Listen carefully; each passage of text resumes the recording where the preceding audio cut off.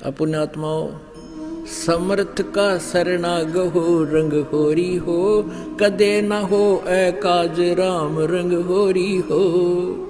हमरा भक्त पे छोड़ी होई, तुम्हारा नाम ना लेवे कोई। परमात्मा कहते जब हमारे भक्ता पे आपत्ति आगी तो हमारा नाम कौन।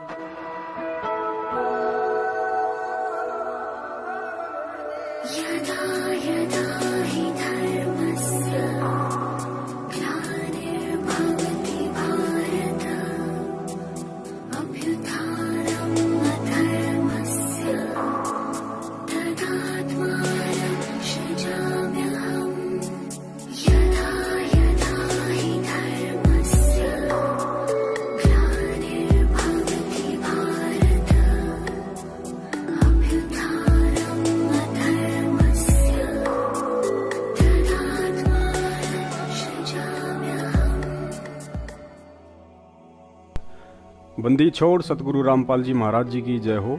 परमात्मा की सभी प्यारी आत्माओं को पवनदास जयपुर वाले का सत साहेब। पुण्यात्माओं, एक पुरानी कहावत है कि हाथी के दांत खाने के ओर दिखाने के ओर।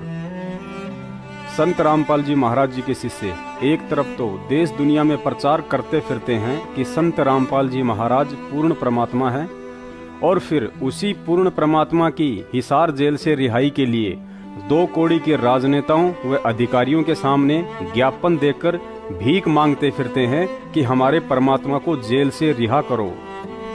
तत्व ज्ञान प्राप्त करके भी अंधी होकर सतलोक आश्रम मैनेजमेंट के मनमाने आदेशों की गुलाम मूर्ख संगत को 48 महीनों में क्या मिला और क्या मिलेगा डीसी, मंत्री, मुख्यमंत्री और राष्ट्रपति को ज्ञापन देकर। एक पार्क में कुछ बड़े बच्चे फुटबॉल खेल रहे थे। वहीं ऊंचे टीले पर एक 6-7 साल का बच्चा उनकी तरफ पीठ करके बैठा था। मैंने पास जाकर देखा कि बच्चे से 100 मीटर की दूरी पर सुअरों का एक झुंड था, जो उस खाली मैदान में लैट्रिन करने के लिए आने वाले हर एक व्यक्ति पर कड़ी नजर रखे हुए था।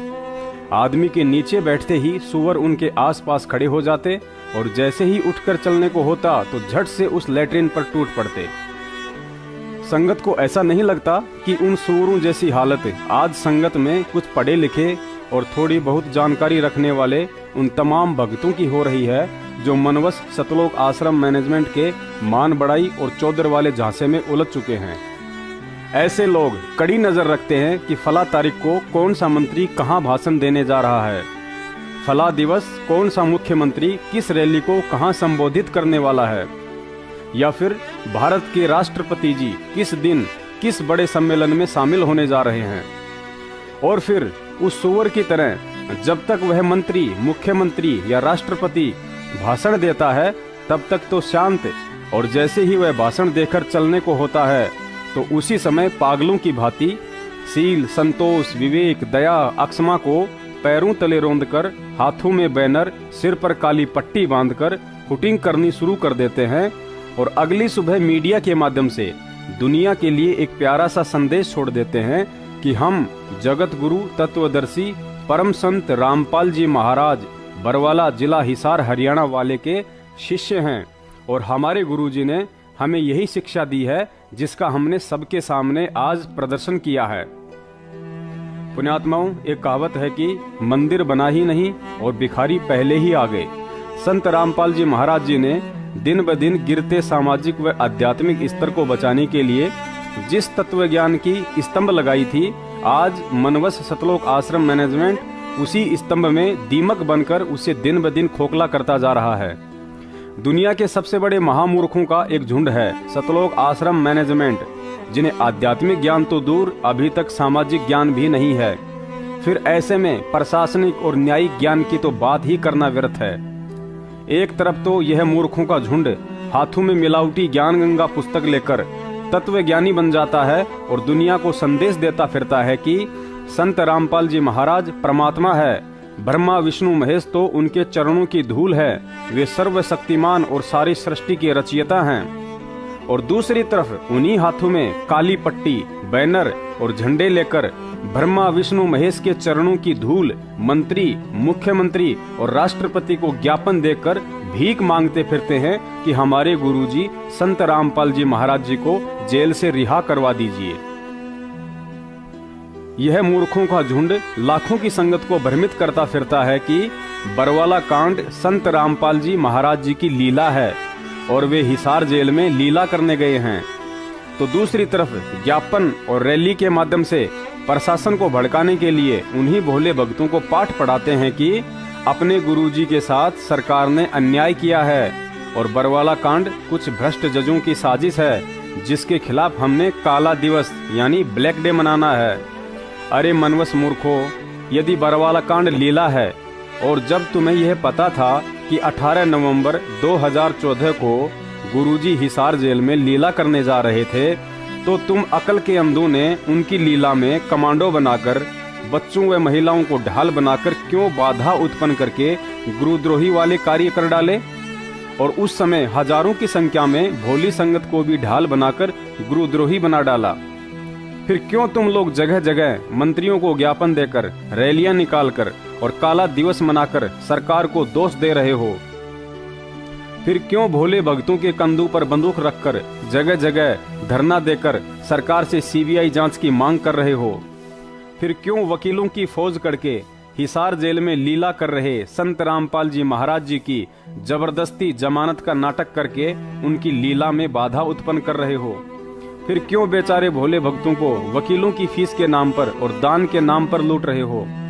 यदि दुनिया के सबसे बड़े मूर्खों के झुंड सतलोक आश्रम मैनेजमेंट के अनुसार संत रामपाल जी महाराज 18 नवंबर 2014 के दिन बरवाला आश्रम से हिसार जेल में लीला करने गए हैं, तो फिर क्यों हर साल 18 नवंबर को काला दिवस यानी ब्लैक डे मनाया जा रहा है? अगर संत रामपाल जी महाराज हिसार जेल में लीला कर रहे हैं तो 18 नवंबर के दिन काला दिवस अर्थात ब्लैक डे नहीं बल्कि लीला दिवस अर्थात लीला डे मनाया जाना चाहिए। अरे भाई, जब गुरुजी की लीला खत्म हो जाएगी तो वे अपने आप ही हिसार जेल से बाहर आ जाएंगे। फिर 4 सालों से यह मूर्खों का झुंड पालतू जानवरों की तरह इन नेताओं के आगे दून हिलाते क्यों फिर रहा है? लेकिन इन्हें घास तो दूर एक अनाज का दाना तक किसी नेता या अधिकारी ने नहीं डाला। फिर भी इनकी अक्ल ठिकाने नहीं आ रही है कि आखिर परमात्मा क्या चाहते हैं। हाँ, नेताओं के साथ खिंचवाई गई फोटो को व्हाट्सएप और फेसबुक पर डालकर यह जरूर दिखाते हैं कि हमने फला नेता को ज्ञापन देकर किला तोड़ दिया है। इन मनवस मूर्खों के टोल को अभी तक यह भी समझ में नहीं आया कि जब तुम्हारा खुद का रिश्तेदार जिनकी नौकरी है, गाड़ी है, बंगला है, जब तुम्हारे इतना ज्ञान समझाने से वह गुरुजी को परमात्मा ना मानकर और उन्हें ना पहचानकर उनकी शरण में नहीं आ रहा है, तो दुनिया भर की सुविधाओं से लैस मान बढ़ाई और चौधर में चूर उन नेताओं को क्या आफत आन पड़ी जो संत रामपाल जी महाराज जी की सीबीआई जांच करवाएंगे और उन्हें जेल से बाहर निकलवाएंगे। पढ़े लिखे नौजवान भक्तों को तो ये सब बातें समझ में नहीं आने वाली है, क्योंकि वे तो अपने आप को परम तत्वज्ञानी समझने लगे हैं। लेकिन भोली संगत से प्रार्थना है कि हमें इन मनवस पढ़े लिखे मूर्खों के झुंड से बचकर चलना है और गुरुजी के इस वीडियो के अनुसार हमें केवल परमात्मा पर ही विश्वास रखना है।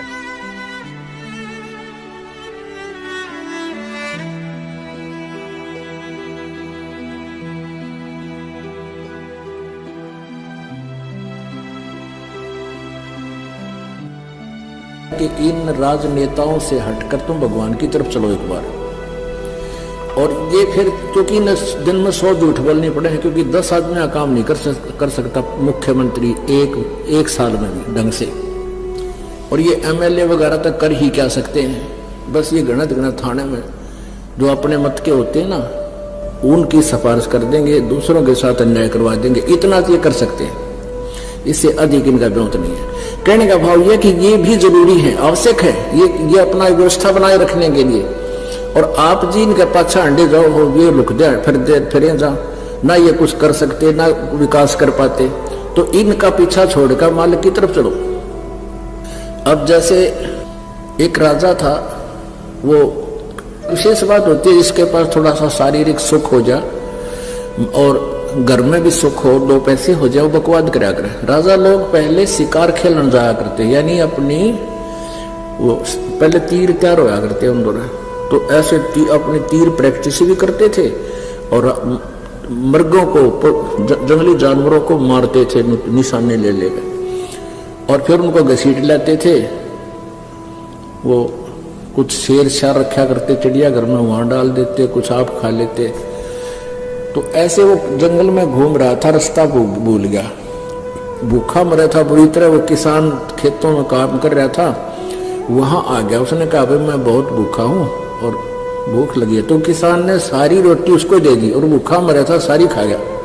तो जब चलने लगा उस राजा ने कहा भाई मैं राजा हूं इस नगरी का और तेरा उपकार मैं भूल नहीं सकता, आपने मेरी जान बचाई है, ये मेरा कार्ड ले और जब भी तू मुझे मिलने आवे मेरे पास आना, सीधा आ जाएगा, तुझे कोई नहीं टोकेगा। तो किसान एक दिन सोचा चल अपने मित्र से मिलाएं और वह को सूखा पड़ गया, कुछ उसको राहत मांग के लावा। तो वहां गया तो राजा भी अपने बाहर आंगन में बैठा और ऐसे कोई क्रिया अपना धार्मिक कोई अनुष्ठान कर रहा था, भक्ति कर रहा था। अब वो किसान पहुंच गया, किसी ने टोका नहीं, वहां जहां वो कर रहा था वहां खड़ा हो गया। एक सिपाही से पूछा भी क्या कर रहा राजा, कि भगवान से अपने राज्य में सुख मांगे है और धन मांगता है। तो किसान बोला रे तेरा गजब, ये मत भिखारी के पास आ गया, उल्टा चल पड़ा कि मैं तो इस तो मांगना था, यू आप भिखारी पाया मैंने, तो मैं उसी से क्यों ना मांग लूं जिससे ये मांग रहा है। वापस आया। बरवाला कांड में भी इसी झुंड ने आप और हमें मोहरा बनाकर न्यायपालिका के खिलाफ भड़काकर गुरुजी को जेल भिजवा दिया था और आज उम्र कैद करवा डाली। और अगर संगत हिसार तारीखों पर जाकर वे इन पाखंडियों को दान देकर ऐसे ही नादानी और मूर्खता की हद पार करती रही तो आने वाले दिनों में देशद्रोह और करोथा मर्डर 302 के मुकदमों में भी अच्छे नतीजे आने की उम्मीद नहीं है। और आज भी यही मनवस झुंड आप और हमें मोहरा बनाकर फिर उसी तरह नेताओं की रैलियों में ज्ञापन के बहाने हुटिंग करके उन्हें भड़काकर गुरुजी के मुकदमों को और अधिक उलझाने की तैयारी में है। साथ ही मनमुखी नाम शुद्धिकरण और सतनाम प्राप्ति के बहाने भी भोली संगत को हिसार में तारीख वाले दिन भीड़ इकट्ठा करके प्रशासन व न्यायालय को भड़काने का पुरजोर प्रयास किया जा रहा है।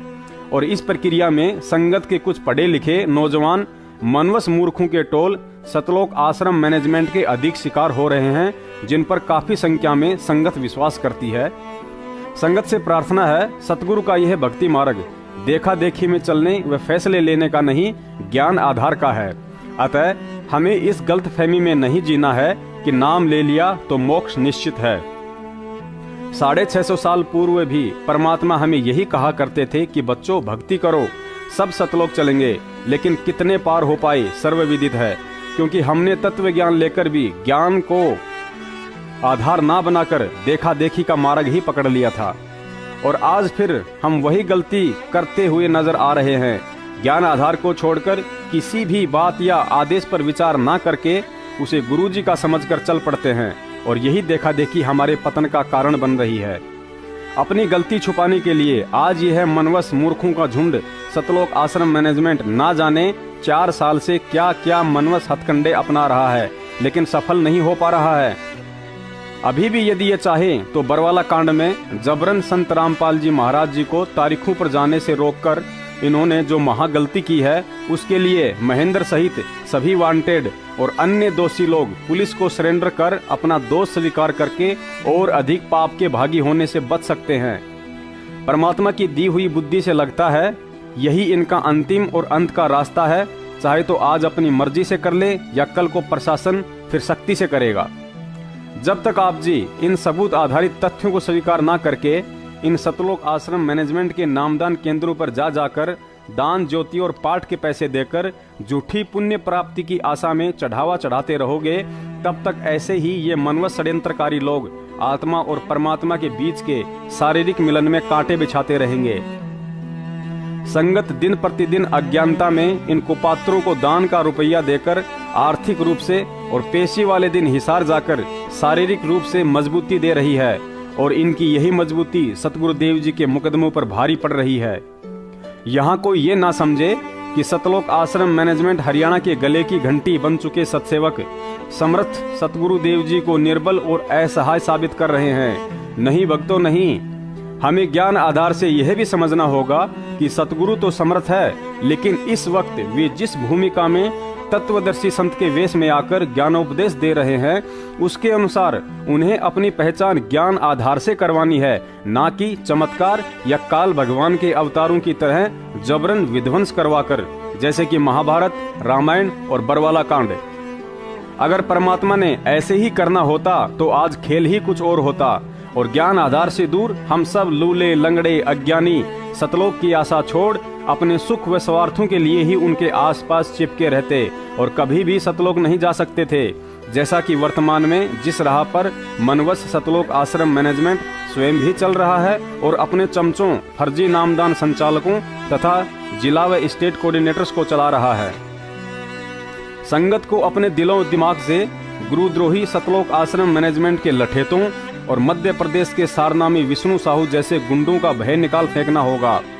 इनकी थोती धमकियों और गुरुद्रोही वाली उपाधियों से ऊपर उठकर ज्ञान आधार से निर्भय होकर स्वयं ही नहीं बल्कि अपने अन्य भगत भाई बहनों को भी इन काल एजेंटों के चक्रव्यूह से निकालना होगा, जो अज्ञानता व सही जानकारी के अभाव में अभी भी इन्हीं कुपात्रों को सच्चा गुरु भगत समझकर इनके व्यापारिक संस्थानों अर्थात नाम दाल स्त्रों की अनजाने में शोभा बढ़ा रहे हैं और पाठ ज्योति व दान के रूप में इन्हें पैसा दे रहे हैं।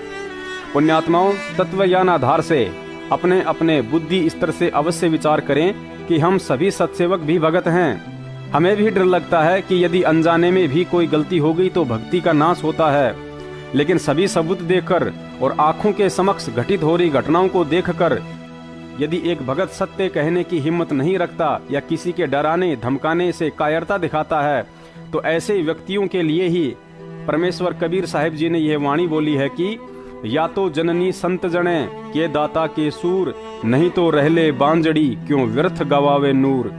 अर्थात माता के गर्भ से भगत, दानवीर और सूरमा व्यक्ति जन्म लेता है तो ठीक, वरना उस माता का बांझ रहना ही ठीक है, जो व्यर्थ में कायरों को जन्म देकर इस पृथ्वी पर बोझ बढ़ाती है।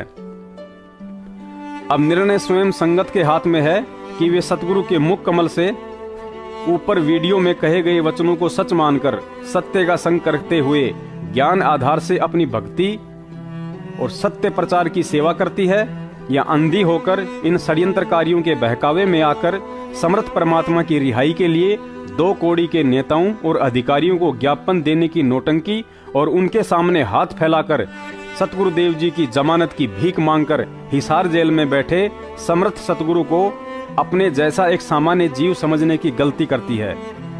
यहाँ को ये ना समझे कि मैंने तो संत रामपाल जी महाराज जी का नाम ले रखा है और मैं तो भगत हूँ और उपरोक्त बांजड़ी वाली वाणी मेरे ऊपर चरितार्थ नहीं होती है। मात्र इतना सोचना भी हमारी बहुत बड़ी भूल है। परम संत रामपाल जी महाराज जी से नाम लेते ही कोई भगत नहीं बन जाता है। हम उनके भगत उस दिन कहलाते हैं जिस दिन उनके तत्व ज्ञान को आधार बनाकर निर्भय और निष्पक्ष होकर इस भक्ति मार्ग पर चलने की हिम्मत कर पाते हैं। अन्यथा हम स्वयं और हम सब की माताएं अभी भी उसी उपरोक्त बांजड़ी वाली परिभाषा में ही है।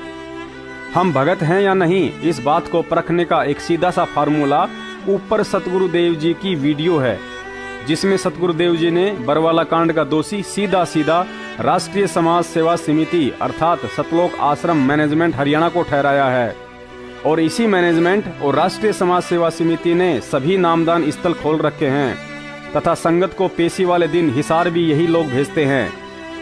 अब यदि सतगुरु ने जिनको दोषी ठहराया है उनकी दुकानों पर आप दान, ज्योति और पाठ का पैसा देते हैं तथा पेशी वाले दिन तारीखों पर जाकर सतगुरुदेव जी के मुकदमों में बाधा उत्पन्न करते हैं, तो आप जी भगत नहीं और अभी आपने अपनी अपनी माताओं को उसी बांजड़ी वाली श्रेणी में खड़ा कर रखा है जो सतगुरुदेव जी ने ऊपर अपनी वाणी में संज्ञा दी है। बाकी अभी भी आप जी नहीं समझना चाहें तो आपकी अपनी मर्जी और अज्ञानता। सत साहिब।